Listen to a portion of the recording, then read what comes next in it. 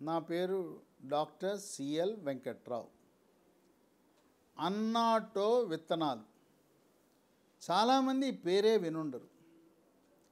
ఈ అన్నాటో విత్తనాల నుంచి ప్రకృతి పరంగా హాని లేని రంగులను ఉత్పత్తి చేసి ఆహార పదార్థాలలో వంటలలో కలుపుకోవటం వల్ల ఒక విధంగా మనం వంటకాలకు రంగు ఆకర్షణీయంగా తయారవటంతో పాటు అన్నటో సీడ్స్కి 10 రకాల ఆరోగ్య ప్రయోజనాలు ఉన్నాయి.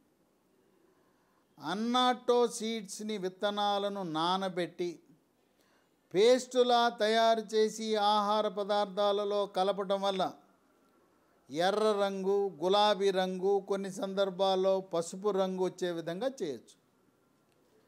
వీటిని వేయించి పొడి చేసి సాలడ్లపై మొలకలు, పెసలు, శనగలు, బొబ్బర్లపై మొలకలు కూడా పైన చల్లుకోవచ్చు. ఇది కొంచెం తీయగాను కొంచెం ఘాటుగా కూడా ఉంటుంది. అన్నాటో విత్తనాలు మనము తయారు చేసుకునే వంటకాలలో వినియోగించడం చాలా సురక్షితము, శ్రేయస్కరము. ఎటువంటి రసాయనాలు ఉండవు కనుక ఇది ఆరోగ్యానికి ఎంతో మంచిది. దీంట్లో అధికంగా పీచు ఉంటుంది, కాల్షియం ఉంటుంది, ఐరన్ ఉంటుంది, విటమిన్ ఏ ఉంటుంది, విటమిన్ ఈ ఉంటుంది, ఫోలిక్ యాసిడ్ కూడా ఉంటుంది. ఈ రంగు కేవలం రంగు కోసమే కాకుండా 10 రకాల ఆరోగ్య ప్రయోజనాలు మనకు లభిస్తాయి. మొట్టమొదటిది, షుగర్ ఉన్న వాళ్ళకి, బీపీ ఉన్న వాళ్ళకి కంటి చూపు క్రమేణా మందగించే అవకాశం ఉంది. కంటి లోపల ఒక పొర, రెటీనా అనే పొర ఉంటుంది. ఆ రెటీనా పొరలో ఉండే రక్తనాళాలు అవి ఉబ్బటం వల్ల కానీ, రక్తనాళాలు చిట్లటం వల్ల కానీ ఈ షుగరు, బీపీ ఉన్న వాళ్ళకి సమస్య వస్తుంది. షుగర్ ఉన్న వాళ్ళకి రెటీనా పాడవటాన్ని డయాబెటిక్ రెటినోపతి అంటారు. రక్తపోటు ఉన్న వాళ్ళకి రెటీనా అది పాడవటాన్ని హైపర్ టెన్సివ్ రెటినోపతి అంటారు. ప్రస్తుతం దీనికి చికిత్సా విధానం కింద లేజర్ చికిత్సలు వాడుతున్నారు. కొన్ని ప్రత్యేకమైన ఇంజెక్షన్లను రెటీనాలోకి ఇవ్వటం జరుగుతోంది. ఈ అన్నాటో సీడ్స్ విత్తనాలు వాడటం వల్ల రెటినోపతికి చక్కటి ఉపశమనం కలుగుతుందని వైద్య పరిశోధనలు వెల్లడిస్తున్నాయి. 2, రోగ నిరోధక శక్తిని పెంచుతుంది. బ్యాక్టీరియా, వైరస్, ఫంగస్ శరీరంలో ప్రవేశించకుండా నిరోధించి టైఫాయిడ్, కలరా, కామెర్లు, టీబీ, గ్యాస్ట్రోఎంట్రైటిస్, అతిసార వ్యాధి, వాంతులు, విరోచనాలు రాకుండా నిరోధిస్తుంది. కోవిడ్ మహమ్మారి virus, chicken pox, monkey pox, Zika virus, Nipah virus లాంటి వైరస్సులు కూడా శరీరంలో ప్రవేశించకుండా నిరోధిస్తుంది.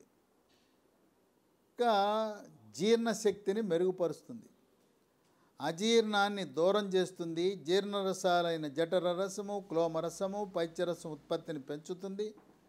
జీర్ణ ప్రక్రియ క్రమబద్ధీకరించేలా చేస్తుంది. ఇక 4, ఎముక పటుత్వాన్ని పెంచుతుంది. ఎముకలో కాల్షియం అధికంగా ఉండటం వల్ల వృద్ధాప్యంలో వచ్చే మోకాళ్ళ నొప్పులు, నడుము నొప్పులు, కీళ్ళ నొప్పులు, మెడ నొప్పులు రాకుండా నివారిస్తుంది. వృద్ధాప్యంలో ఎముక పెళుసుదనం వల్ల నడుస్తూ తుంటి ఎముక ఇరిగిపోతుంది, దెబ్బ తగలకుండానే ఇరిగిపోతుంది. అటువంటి సమస్యలను సమర్థవంతంగా పరిష్కరిస్తుంది. 5, గర్భవతులకు గర్భములో ఎదుగుతున్న శిశువుల యొక్క సౌష్ఠవ లోపాలను నివారిస్తుంది. అన్ని అవయవాలు సక్రమంగా ఏర్పడే విధంగా మెదడు, వెన్నుపాము, గుండె, కాలేయము, మూత్రపిండాలు సక్రమంగా ఏర్పడే విధంగా దోహదపడుతుంది. 6, కంటి చూపుని మెరుగుపరుస్తూ రేజీకటిని నివారిస్తుంది.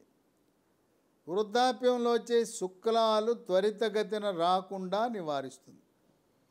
7, చర్మ సౌందర్యాన్ని కాపాడుతుంది. చర్మము కాంతివంతంగా మెరిసిపోయేలా చేస్తుంది. వృద్ధాప్యంలో వచ్చే ముఖం మీద ముడతలు, చర్మంపై ముడతలు రాకుండా నివారిస్తుంది. వృద్ధాప్యంలో వెంట్రుకలు తెల్లబడిపోతాయి. ఈ అన్నాటో విత్తనాల వల్ల వెంట్రుకలు కూడా నల్లగా ఉండే అవకాశం ఉంది. ఆ విధంగా వృద్ధాప్య ఛాయలు త్వరితగతిన రాకుండా నివారిస్తుంది. 8 పుండు మానే గుణం. పుండు త్వరితగతిన మానుతుంది.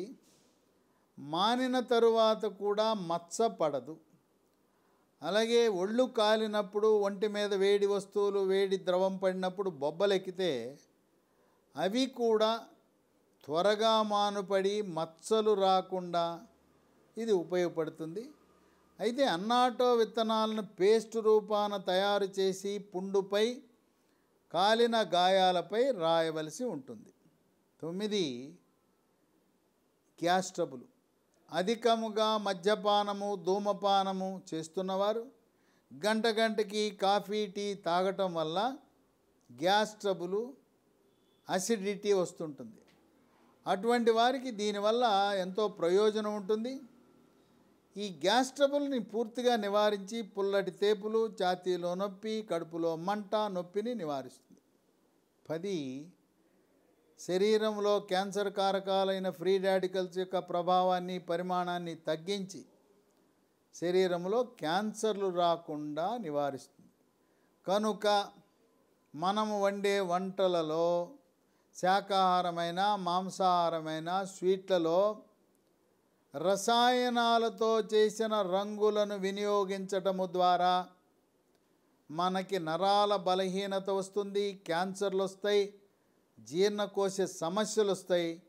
కనుక అన్నాటో విత్తనాలు మనకి అందుబాటులో ఉంటాయి. ఆన్లైన్లో వీటిని మనం పొందవచ్చు. అమెజాన్ లాంటి సంస్థల ద్వారా ఆర్డర్ పెట్టి పొందవచ్చు. కనుక మీరు ఎప్పుడైనా ఆహార పదార్థాలకు రంగు కావాలి అంటే అన్నాటో విత్తనాలను మాత్రమే వాడండి. మార్కెట్లో లభించే రసాయనాలతో కూడిన రంగులు ఎట్టి పరిస్థితులలో కూడా వాడవద్దు. చూసారు కదండి, వీడియో నచ్చింది కదా? నాకు తెలుసు మీకు నచ్చుతుందని.